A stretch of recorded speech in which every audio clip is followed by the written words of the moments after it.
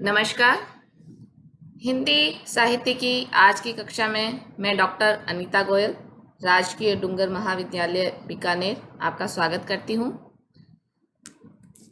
हिंदी साहित्य का इतिहास, इस विषय की कक्षा में हम आदिकालीन जो साहित्य है, आदिकालीन जो हिंदी साहित्य है, उसके विषय में हम अध्ययन कर रहे थे। उसी कड़ी में हम आदिकालीन जो जैन साहित्य रचा गया, उसके बारे में हम आज एक ऊपरी जानकारी प्राप्त करेंगे। जैन साहित्य, जैसा कि आप विद्यार्थी जानते हैं कि आदिकालीन जो साहित्य है वो विविधतापरक साहित्य है। किसी एक विशेष प्रवृत्ति को लेकर हम ये नहीं कह सकते कि आदिकालीन साहित्य इस विशेष प्रवृत्ति के आधार पर लिखा गया। बहुत सारी प्रवृत्तियां थी हिंदी साहित्य की जो इस काल में शुरुआत के तौर पर हमें प्राप्त होती हैं। उन्हीं समस्त प्रवृत्तियों को लेकर यह आदिकालीन साहित्य रचा गया था, इसलिए विविधता इसकी एक प्रमुख विशेषता थी। आदिकालीन साहित्य के अंतर्गत जैन साहित्य भी एक अपनी महत्वपूर्ण भूमिका अदा करता है। जैन साहित्य कौन सा साहित्य था?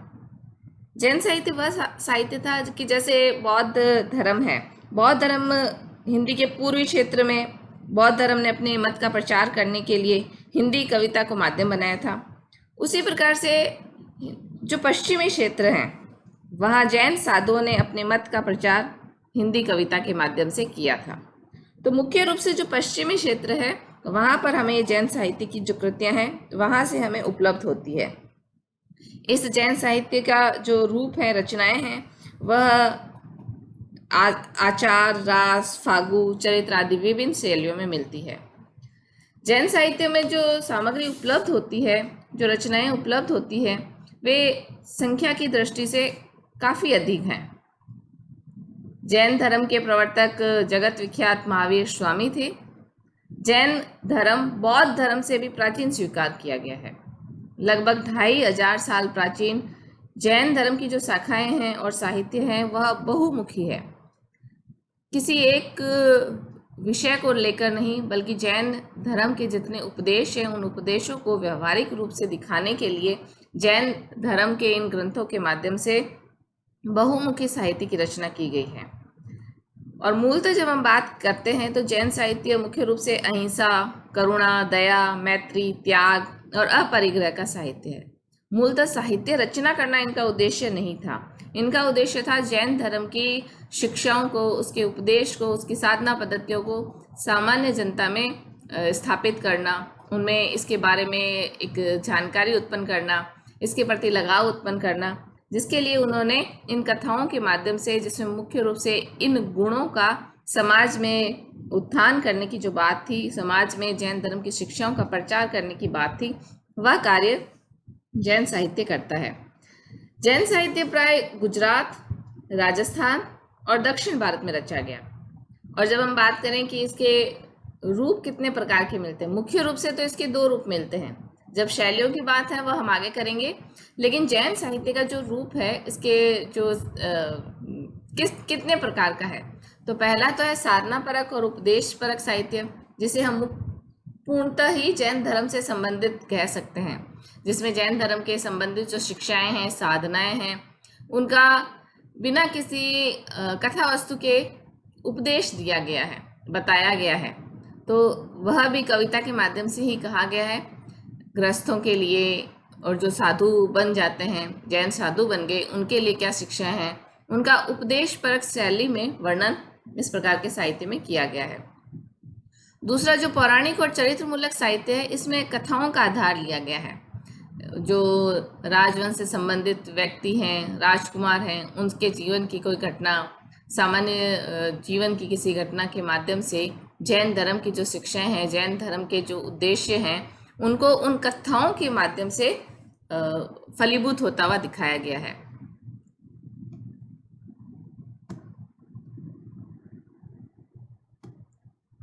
अब हम बात करते हैं कि ये जो जैन साहित्य है, इसका शिल्प पक्ष कैसा है। पहले हम देखते हैं कि जैन कवि हैं, जैन धर्म का प्रचार करने वाले, जैन धर्म की शिक्षाओं को समाज में प्रचलित करने वाले जो ये साहित्यकार हैं, इनमें जो दो रूप हमने पढ़े उनमें कौन कौन से कवि हैं? तो हम बात करते हैं हेमचंद्र, मेरुतुंग, जोइंदू, राम सिंह आदि ने तो जो पहला रूप है साधना परक रूप वह उन्होंने रचित किया। जो साधना परक उपदेश परक साहित्य है वह हेमचंद्र, मेरुतंग, जोइंदू, राम सिंह आदि ने ये साधना परक और उपदेश परक साहित्य लिखा। और वहीं जब हम पौराणिक और चरित्र मूलक साहित्य की बात करते हैं तो इसमें अपभ्रंश के महान कवि स्वयंभू, पुष्पदंत, धनपाल आदि के नाम मुख्य रूप से आते हैं। अब हम बात करते हैं कि जैन धर्म का ये जो साहित्य लिखा गया इसका शिल्प पक्ष कैसा है। जो बात इन्होंने कही है, जिस माध्यम से कही है, उस माध्यम का स्ट्रक्चर, उसका कौन कौन सी विशेषताएं हैं मुख्य रूप से उभर कर आती हैं। पहला बात तो यही है कि जैन काव्य जो लिखा गया छंद की दृष्टि से यदि बात की जाए तो इसमें मुख्य रूप से दोहा छंद का प्रयोग किया गया। दो पंक्तियों का सीधा सरल जो छंद है इसका उपयोग उन्होंने किया है। इसके अलावा दोहे के अलावा पहाड़ियाँ, त्रोटक ये छंद भी मिलते हैं और इसके साथ साथ गेय पद भी इनके काव्य में स्वीकार्य रहा है। इस दोहे छंद में जो इन्होंने भाव व्यक्त किए हैं निश्चल, सरस और सहज हैं। और दोहा छंद ऐसा छंद है जो लोक में प्रचलित सरलता से, शीघ्रता से हो सकता है क्योंकि छोटा छंद है तो इसे गाना, याद करना और आगे इसे प्रचारित करना सहज था। तो इस प्रचार के कारण इस दोहे छंद में लिखित इस जैन काव्य को लोक साहित्य की कोटि में भी रखा जा सकता है। जैन कवियों की भाषा की बात कही जाए तो इन्होंने अपने धर्म और विचारों का प्रचार लोक भाषा में किया। और ये लोक भाषा कौन सी थी? ये लोक भाषा अपभ्रंश प्रभावित हिंदी थी।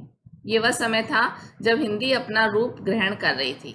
अपभ्रंश से हिंदी के बनने की जो अवस्था थी ये वह समय था आदिकाल। तो इस जैन साहित्य में रचा जो अधिकांश साहित्य है वह अपभ्रंश से प्रभावित है। अपभ्रंश से प्रभावित हिंदी इस काव्य की प्रमुख भाषा थी। काव्य रूप की बात करें तो काव्य रूप की दृष्टि से इसके रूप बहुत सारे मिलते हैं। बहुत सारे काव्य, विविध काव्य रूप हैं। रास, फागु, चरित आदि रूपों में मिलती है। रास, फागु ये जो है इनमें अलग अलग प्रकार के काव्य रूप में अलग अलग प्रकार का विषय इन कवियों ने उपयोग में लिया है। आचार शैली के जैन काव्यों में घटनाओं के स्थान पर उपदेशात्मकता की प्रधानता दी गई थी। और फागु और चरित्र काव्य शैली जो है वह अपनी सामान्यता के लिए विशेष रूप से प्रसिद्ध है। और जो रास साहित्य था, रास शब्द संस्कृत साहित्य में क्रीड़ा और नृत्य से संबंधित था। तो इस जैन साधुओं ने रास को एक प्रभावशाली रचना शैली का रूप दिया। जैन तीर्थंकरों के जीवन चरित्र और वैष्णव अवतारों की कथाएं जैन आदर्शों के गुण हैं, जैन आदर्शों की जो शिक्षाएं हैं उसके आवरण में रास नाम से पदबद्ध की गई। और जैन मंदिरों में जो श्रावक थे वे रात्रि के समय ताल देकर रास का गायन करते थे। जैन साहित्य में लिखे गए ये जो रास ग्रंथ है ये अधिक प्रसिद्ध हुए।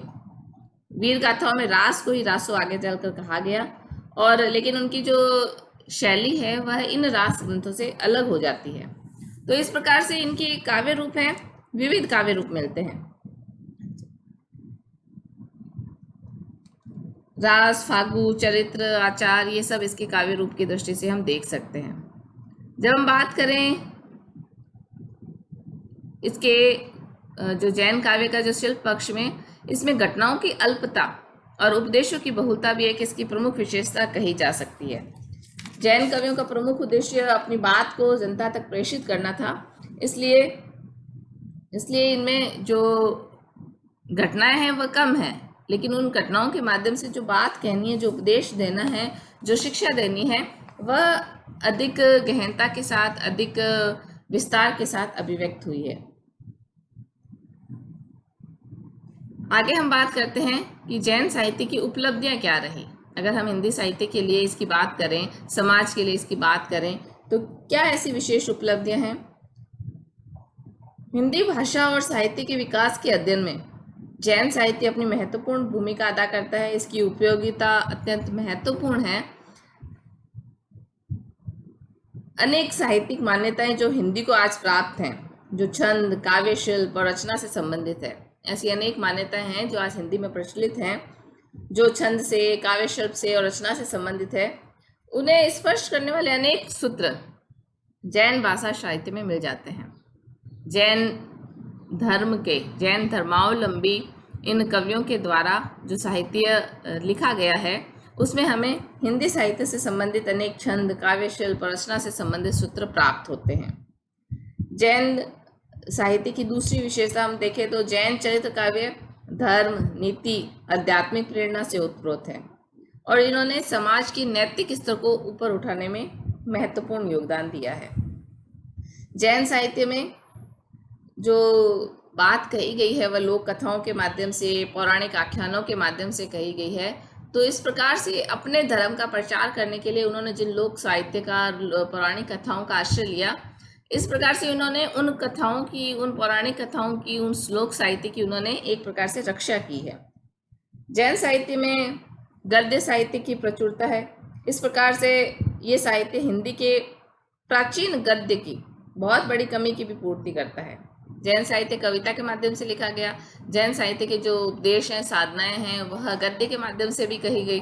तो ये जैन साहित्य, ऐसा कहा जाता है कि आदिकालीन साहित्य में गद्य साहित्य उपलब्ध नहीं होता, लेकिन जैन साहित्य में उपलब्ध जो ये गद्य साहित्य है, यह आदिकाल की इस कमी को पूरा करता है।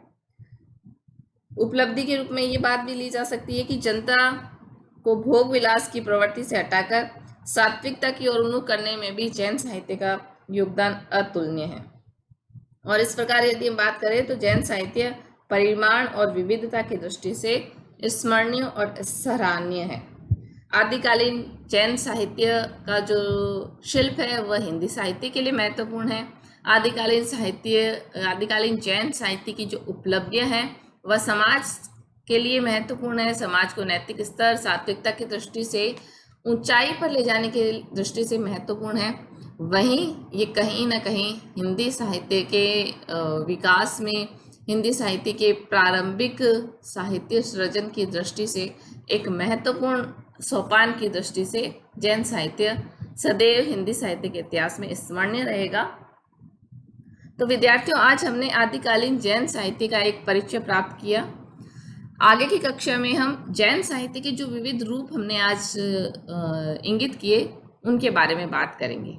आदिकालीन जो जैन साहित्य मिलता है, उपलब्ध होता है, उसके बारे में चर्चा करेंगे। धन्यवाद।